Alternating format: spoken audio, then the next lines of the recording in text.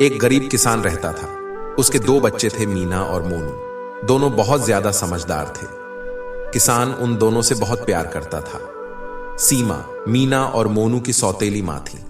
सीमा मीना और मोनू को बिल्कुल पसंद नहीं करती थी। वह हमेशा उन दोनों को किसी न किसी कारण परेशान ही किया करती थी। एक दिन सौतेली मां लड्डू बना रही थी। आहा, क्या खुशबू है। इसे खाकर तो गोलू खुश हो जाएगा। तभी सीमा के पास मीना आती है। सीमा माँ, एक लड्डू दो ना, बहुत तेज भूख लगी है। यह लड्डू मैंने तेरे लिए नहीं बनाए समझी, बल्कि अपने गोलू के लिए बनाए हैं। वो अभी आता ही होगा। मैं जानती हूँ भैया के लिए बनाए हैं, लेकिन बस एक लड्डू दे दो। मुझे बेसन के लड्डू बहुत पसंद है। हाँ हाँ, जो मेरे गोलू को पसंद होता है वही तुम दोनों भाई बहनों को भी पसंद है। अब जा यहाँ से, बड़ी आई लड्डू खाने वाली। सीमा की ऐसी बात सुनकर मीना उदास हो जाती है।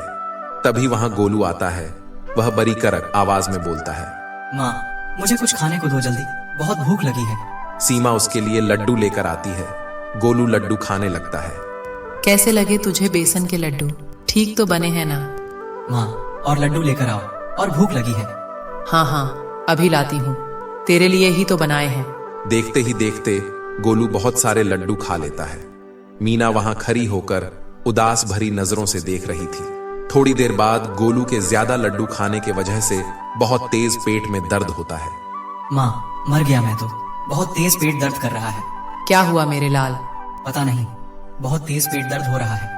ये जरूर उस मनहूस मीना की वजह से हुआ होगा। देखा नहीं, जब तू लड्डू खा रहा था तो कैसे घूर घूर कर देख रही थी। सीमा और जोर जोर से चिल्लाने लगती है। मीना, ओ मीना, कहाँ मर गई? मीना आती है। माँ, आपने मुझे बुलाया क्या? अरे देख, तेरी वजह से मेरे लाल के पेट में दर्द हो रहा है। इतने में मोनू आ जाता है। क्या हुआ सीमा माँ? क्यों डांट रही है मीना को? क्या किया है इसने? लो आ गया मीना का चमचा। जब देखो तब बहन की तरफदारी करने आ जाता है। बड़ी जल्दी खाना देकर आ गया तू। खाना बाबा को ही देकर आया है या रास्ते में बैठकर खुद ही खाया? नहीं माँ, मैं बाबा को खाना देकर ही आया हूँ। रास्ते में सामू काका मिल गए थे, तो उनके साथ उनकी बैलगाड़ी में बैठ गया था, इसलिए जल्दी आ गया। ठीक है, लेकिन तेरी इस बहन को समझा कि मेरे गोलू पर बुरी नजर ना डालें। मेरे लाल, चल, तुझे डॉक्टर जी के पास ले चलती हो। पता नहीं इन दोनों भाई बहनों की वजह से क्या क्या दिन देखना पड़ेगा। इसके बाद सीमा गोलू के साथ वहां से चली जाती है। भैया, सीमा माँ बहुत बुरी है। वह केवल गोलू भैया से ही प्यार करती है। हम दोनों से बिल्कुल भी प्यार नहीं करती।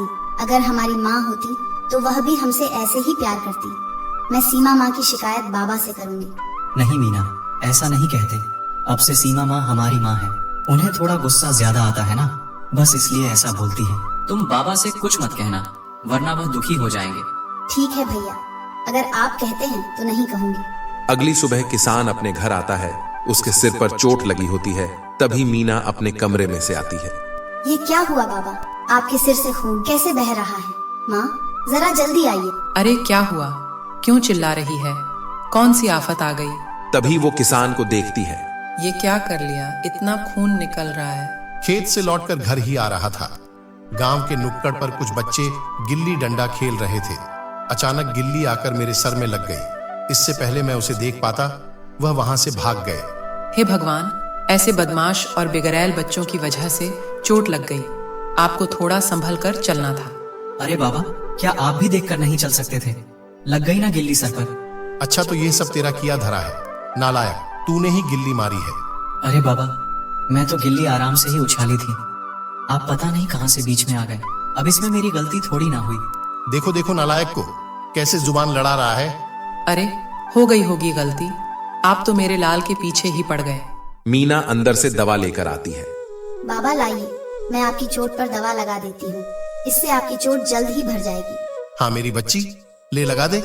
थोड़ी देर बाद गोलू बोला, माँ, आज पकौड़े खाने का मन है, जरा जल्दी बनाना, भूख लगी है। हाँ हाँ, क्यों नहीं मेरे बच्चे, अभी बना कर लाती हूँ। सीमा पकौड़े बनाने लगती है। वह पकौड़े बना ही रही होती है कि तभी उसकी पड़ोसन माया आती है। उसके हाथ में एक खाली कटोरी थी। भाभी, ओ सीमा भाभी, अरे कहाँ हो?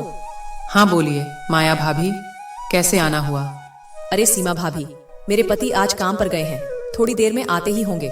घर में चीनी खत्म हो गई है, आते ही उन्हें चाय पीने की आदत है, तो सोचा तब तक मैं आपके घर से ही ले चलती हूँ। यह क्या, यहाँ तो पकौड़े भी बन रहे हैं, चलो चीनी के साथ साथ पकौड़े भी खाती चलो, है ना सीमा भाभी?